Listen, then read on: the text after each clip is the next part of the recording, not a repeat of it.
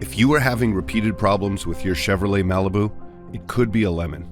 Your Malibu may qualify under the lemon law if there are 4 or more repair attempts for the same problem, or 2 repair attempts for a major safety-related problem. You may also qualify if your Malibu has been out of service in the hands of an authorized dealership for 30 days or more. The 30 days do not have to be consecutive or for the same problem.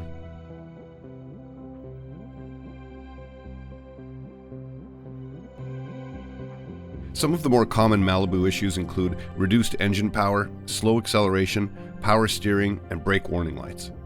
However, any repeated problem that the dealership is unable to fix could qualify for a successful lemon law case. The next step is to contact our law office today for a free lemon law consultation. Attorney Barry Edzant has over 30 years' experience helping California residents like you get rid of your lemon and get your money back. The best part? General Motors will pay the legal fees. Visit our website, calemonlaw.com, or call us today at 1-888-395-3666 for a lemon law case review and see if your Malibu may qualify for a buyback.